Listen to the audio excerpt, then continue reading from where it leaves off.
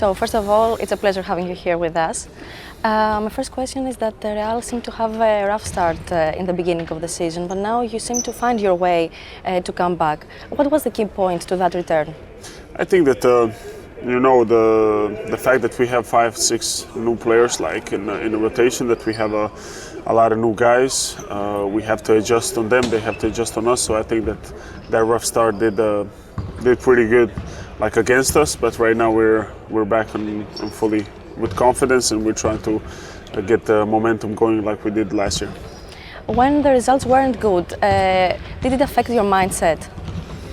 Listen, when you're in Real Madrid, you have always confidence. You know, when you put this jersey on, and every game you think you're gonna win. So even when we lose the couple of games, we already thought that we're one of the best teams in Europe, and now we're back in top 3. So we will try to maintain that focus and that winning state.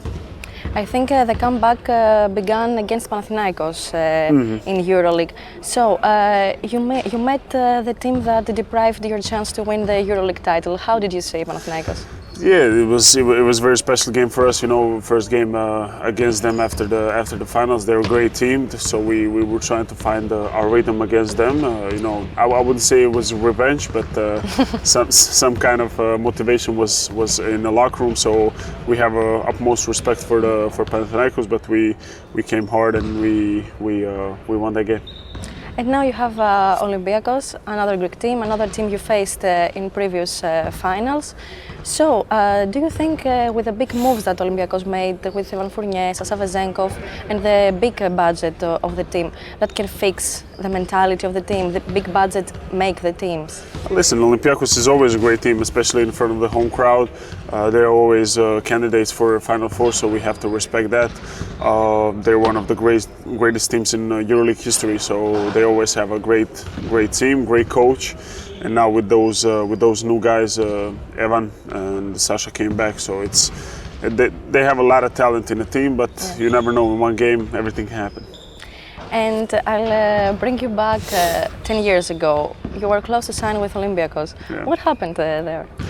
I don't even know right now.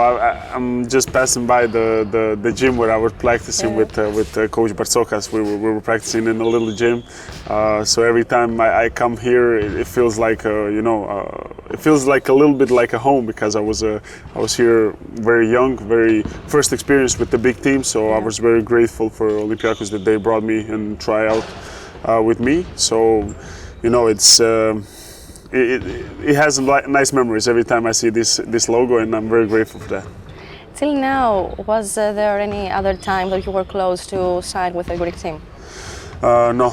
That was only time that I spoke with Olympiacos. Never had any offers more that I know of course. Okay.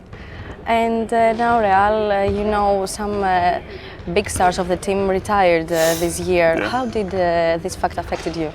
Well, as you saw at the beginning, it was a little bit rough. We started not so good the season, but it's tough always when you lose those kind of veterans, the legends of the basketball. But we're trying to get the pieces going to get the winning state.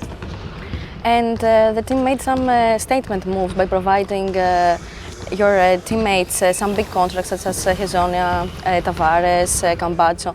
Do you see yourself signing a big contract here and staying in Real for many more years? Oh, we will see. We will see. I think that this is my last year in Real Madrid. I'm happy here, but you never know in basketball. You know, I didn't speak to anybody in the club about this. We will see what's going to happen. I'm open for discussion, so we will see what's going to happen. Is NBA still an option, I think?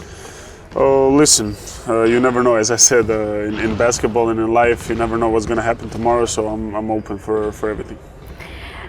Speaking about NBA, you know, many players went back and forth, and this year we saw many NBA players come here in the EuroLeague, and last year. The biggest example is Kendrick Nunn, his choice was worked out for the best. So how do you judge these moves? You know, for us players, as we went to the NBA a couple of times, you know, we know how experience is over there. We only want to be happy, want to be important in the team. So for me, that's important. That's the most important thing to come here. or there to be happy to play, and I think that Kendrick, as many other guys, did a great job and great decision.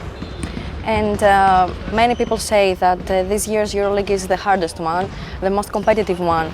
So which team do you think is the most competitive to you, and which player in the EuroLeague? Listen, there's a lot of players. I cannot name one. I think that Greek teams are great. I think Fenerbahce is one of the best teams this season. Barcelona too. So we're, you know, we have a lot of rivals, but we will try to stay on top. Can you give me a prediction about this year's Final Four? I would say Fener, Olympiacos, Panathenαϊκos and us. Okay. Thank you very much. Thank you. Have a nice practice. Appreciate it. Thank you very much.